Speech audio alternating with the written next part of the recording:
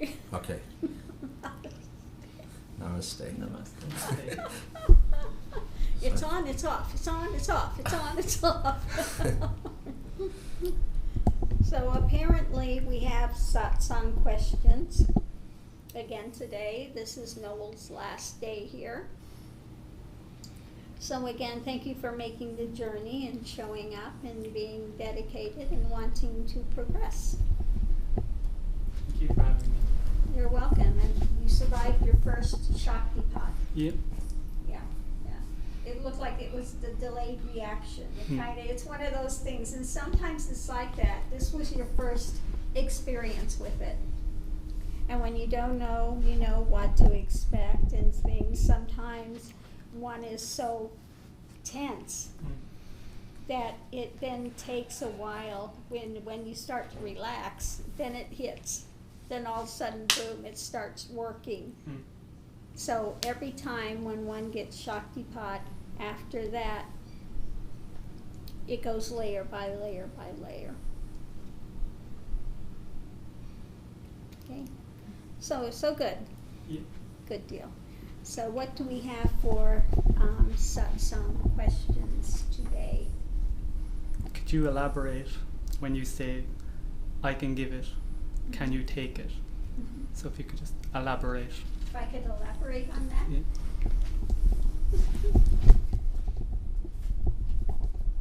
Yeah, it means that the wisdom is here. The knowledge is here. The way is here. All that's well and good. The guru is able to give it. If there's realization in place, then that guru is able to give it. The second part of it, can you take it? Can you take it means that you have to be able to surrender. You have to do what's needed in order to take it. It's not a magic pill. You pop in your mouth and it's instant. It's not that. One has to be willing to make the journey, just as all before have made the journey, just as I made the journey of lifetimes of work and dedication and practice, just as Ramana made the journey. Okay? So there's no instant magic wand. And I think that's what people think. Well, can you give it to me? Yeah, I can give it to you. But it all comes at a price. And the price is that dedication and being willing to go through that death before death. Surrendering that ego. Okay? So that's what it means by can you take it? Okay? This is not a conceptualized idea. This is that pulling away of all of the supports of ego. Dismantling.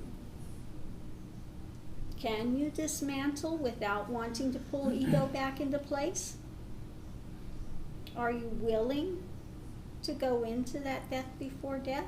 Are you willing to fully make that journey?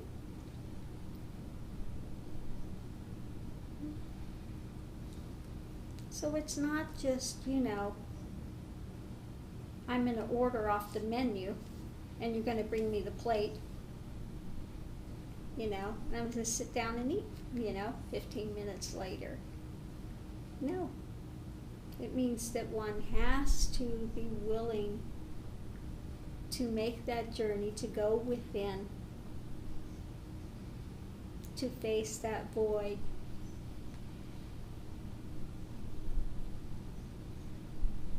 And to allow surrender into that for realization to take place. So yes, again, I can give it. Can you take it?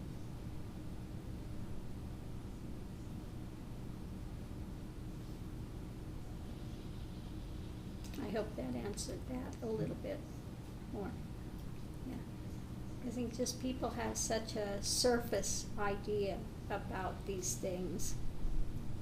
That you're supposed to give them a vision of it, or something immediate's going to take place, you know.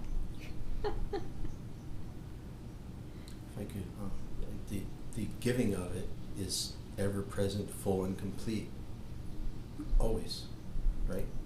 Well, it's the giving of it. It's the giving of the Shaktipat. It's the giving of the knowledge. It's the giving of that, you know, continuing to tear away at those supports, continuing to bring that wisdom, continuing to cut through the illusion and delusion that people are carrying.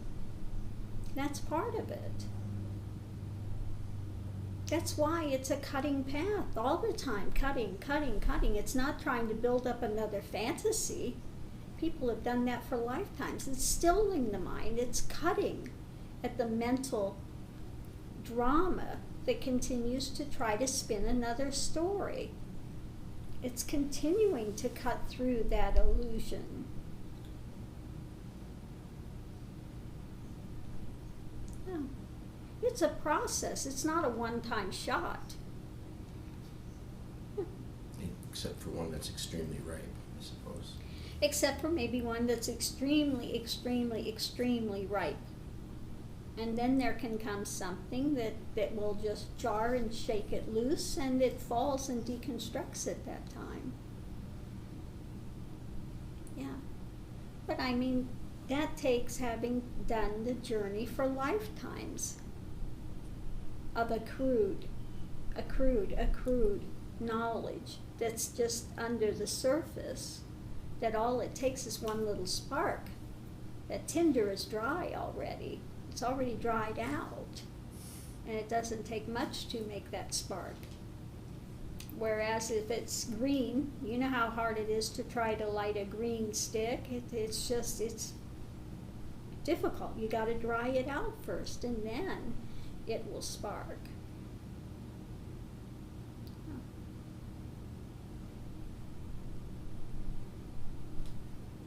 Can you speak about the importance of Bhakti on this path? Mm-hmm. Well, there's Bhakti. In this path, we're not as much Bhakti centered as in, you know, identifying with Guru and worshiping Guru and trying to merge into that. That's not as much this path. Okay, that is the mainstay of many paths, is Guru worship and you know, that type of thing. On this path, one has to respect Guru, but what one is merging with is that self within. So what is this? What Guru is at the heart of all being is what one merges with. It's the same as what is in the heart of being where you're at. You just don't know it yet. It's one and the same. There is no difference. There is no other. So it's not in worshiping an image. Most bhakti paths are all about some image that they're trying to relate to. This is not about relating to an image. It's about going deeper than that, into that heart. Same heart. Go into that still, small place. Okay? Heart. Like Ramana said as well, you know, if you're doing Kundalini and everything, it's got to, you know, so many people focus on the Sahasrara, it's got to be at the top of the head, this and that. Well, no, it's got to come back and complete and go back into the heart. You're not done if it comes here. You're not done if it comes here. It's not done. Okay? Not done. It's got to come back and lodge in the heart, so remain in the heart. And then when it dismantles, you're already at that point of full submerging. So yes, there is an element of bhakti, but not this externalized, you know, show and doing a lot of pujas to Guru and that type of thing that you find in other paths. There's not that here. Because I don't want people to get caught up in persona. Guru worship, that type of a, personification, and I think that happens in a lot of the cult type things, where they see an externalized form as some sort of savior or something. It's not that. This is about cutting through external identifications to find out what I am, you are. Okay? So I hope that helps to understand. Yes, there's nothing wrong with putting up an image of Guru, but don't make that confusion that that's, what you're supposed to be doing, having this externalized image. You need to go beyond that.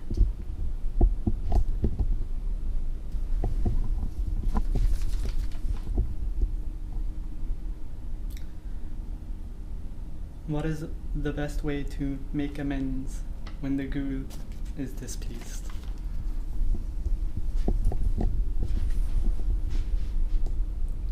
The Guru only gets displeased when they find out their efforts, all they're giving in to their sadhakas is not being used. So how to make amends? By using what's given. Very simple. It's not a big major thing. It's not about kowtowing on the floor and I'm groveling and, all this crap. It means nothing. It means absolutely nothing. I don't want to hear empty words. I don't want to hear it. I don't want to see that. What it takes is, again, satsangs are given. It's for the community. It's for the edification. So show me, yes, I've been to this video. I have watched it. I have been here. I understand it. I don't understand it. Whatever it is. That's it. And by putting the practices into motion. And by having continuity and follow through.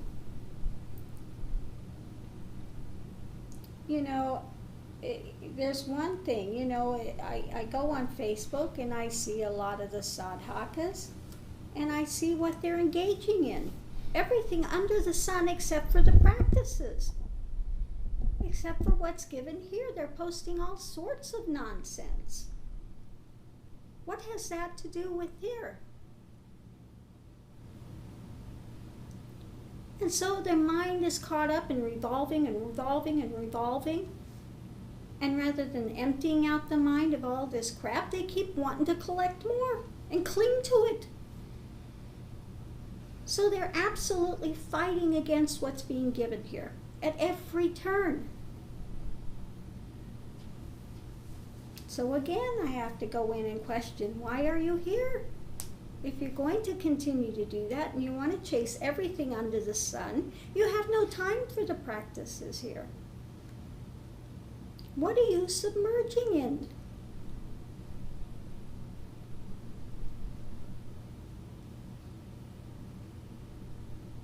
So yes, as Guru, I look at the Facebook page sometimes. I'll click, I'll see what you've got up on your YouTube accounts. What is it that you're really interested in? Because it's very telling. Very telling. This is where your heart is. This is where your mind is.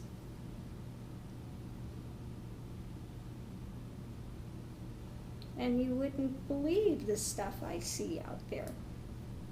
And yet they come here and say, oh, Guruji, I'm so dedicated. Guruji, I so want to transcend. Guruji, I really want to be on the path. Yet you look at these things, When do you have time for the path?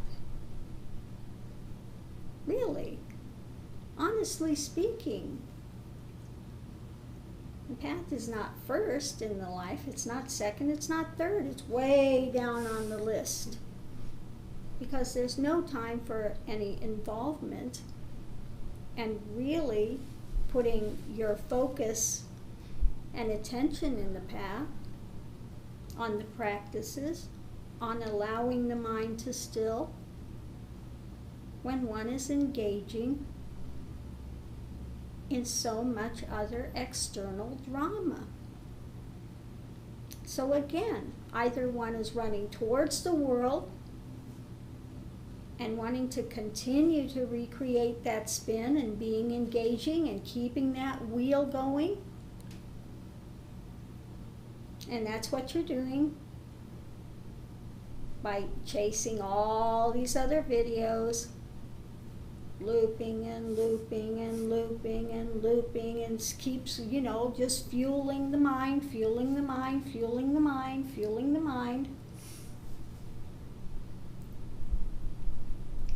Versus doing what's given here, which is to cut through mind and mind spin to allow it to still.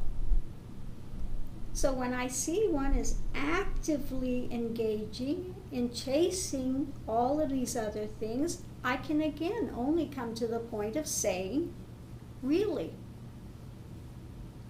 what is your focus? Are you really being honest with yourself? Are you being honest with here? Is this entertainment for you?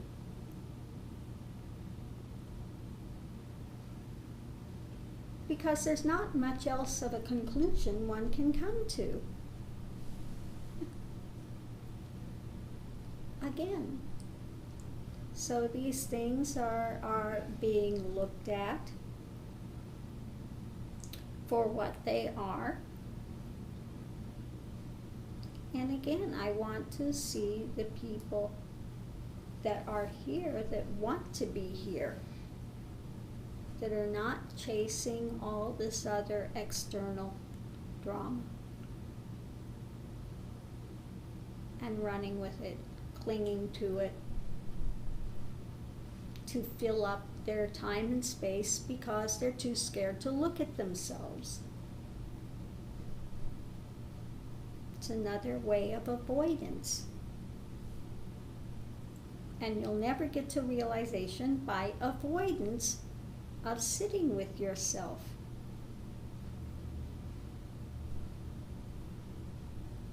If you keep running away from yourself because you don't want to see what's in there, then how can you say you want realization? Really, what is it you're looking for then?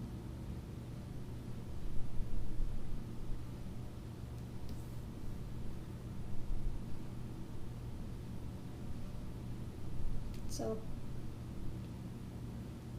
easy thing is just follow through.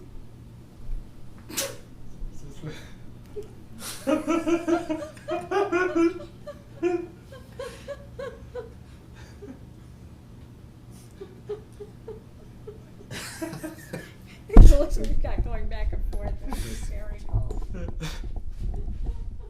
So did that answer that? Yeah. That's it. I mean, it's basic. What does any guru want other than to see that the people they're working with are following through and are genuine in what they're doing, and not playing some BS game with you, fooling themselves. You know, okay, you can try to pull the wool over your eyes, but you know it's not going to fly here. You can kid yourself all you want, but you know it's not going to fly here. It's the long and short of it. It's the long and short of it.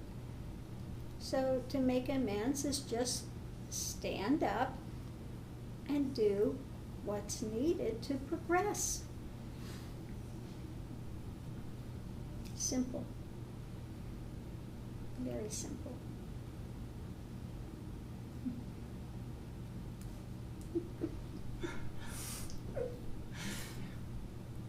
We may have to separate you.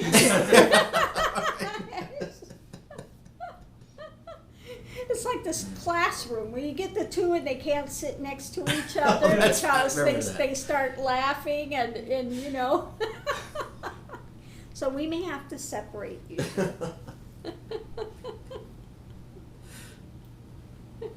Were there any other questions, or was that the end of the list? That was the end of the list. Did we have anything else that came up, or other topics, or questions, comments, clarifications?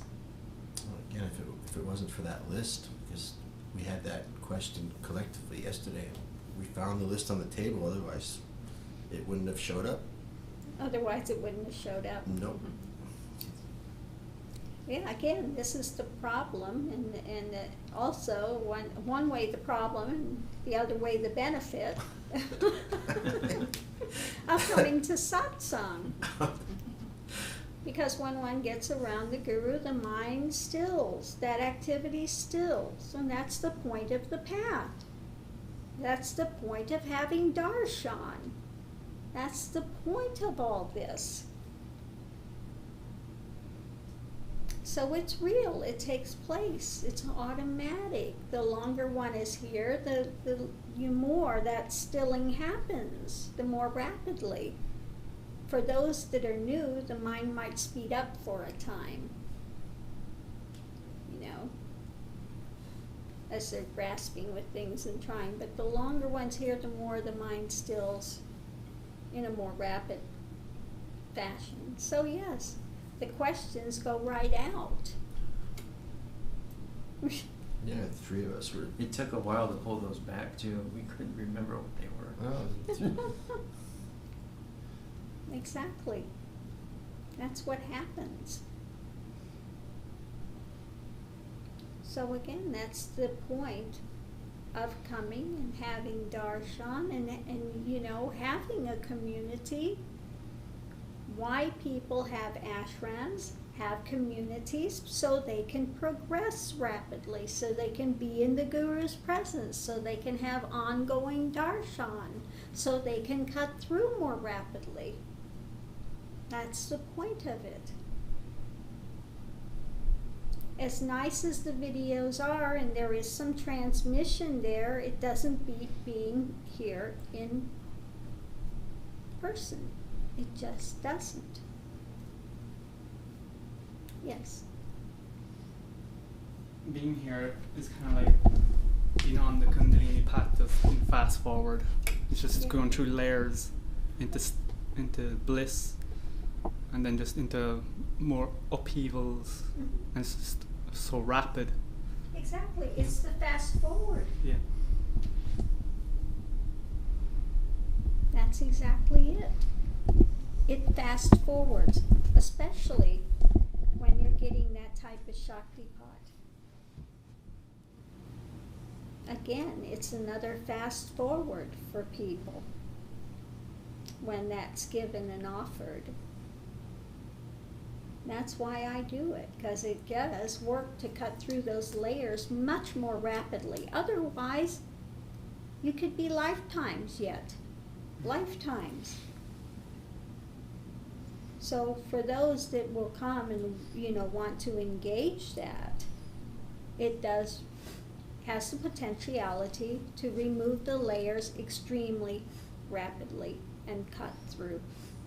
So yes, one will go through bliss mode, and then another layer of sludge comes up that one has to process, and more cutting takes place, and then another layer of bliss, and one is more, you know, in that stillness, and it just keeps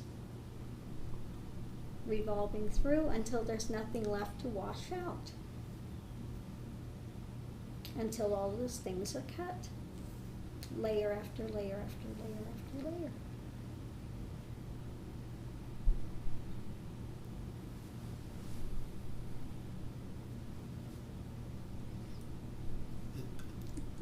You got the giggles over there today. It's no, there was this morning.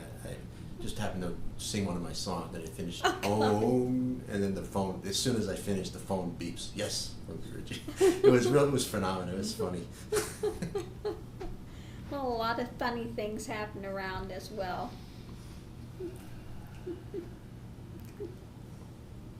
So there is also a lot of laughter on this path, but again, sometimes it comes to the point of no games, and I have to, have to be firm. And it finally, that's why I said, the straw that broke the camel's back, it came to that point after how many years? 10, 11, 12 years worth of videos, and how patient do I have to be? I think 10, 12 years of patience is enough. Finally, it has to be broached and have to say no more. If you can't even log in, when you watch the YouTube video and say, Guruji, I've watched the video, and give your name, then I can no longer work with you. Because I want to know what the community is watching, what it's not watching, what they're engaging in, what they're not engaging in. That's again part of a guru-chela relationship. A tantric type of a very strong relationship.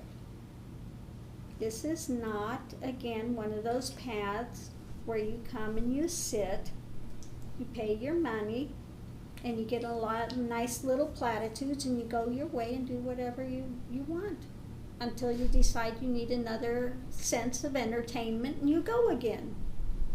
And you're entertained for another weekend or whatever it is. And then you go off and live your lives and go out and party and whatever it is people are doing. So many times I see, we went to that vegetarian restaurant, and they're all drinking. They're going,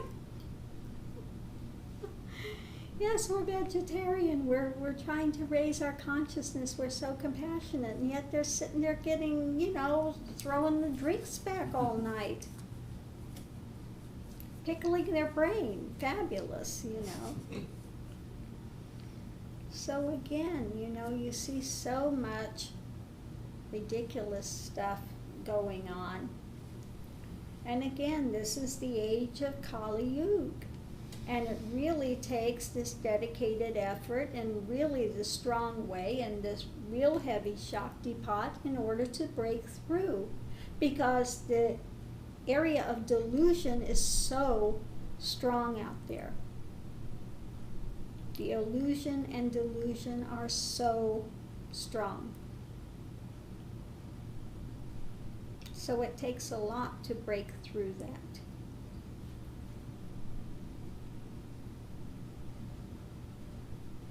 Takes a lot to break through that.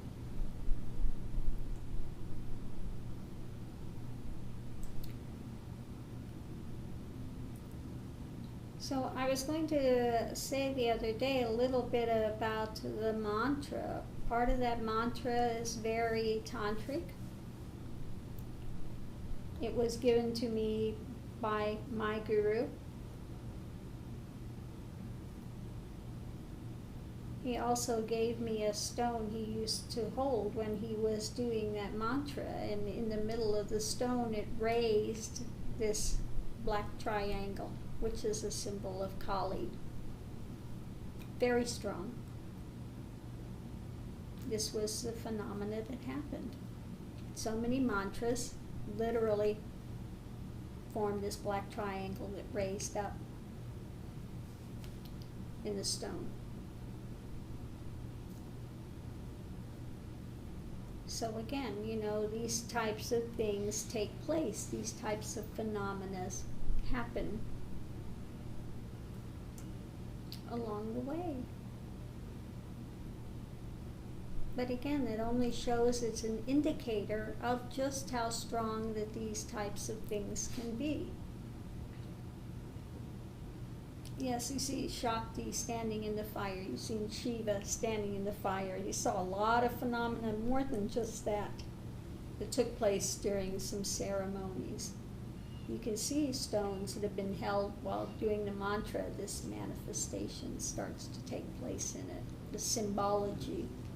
This is how some of these symbologies develop.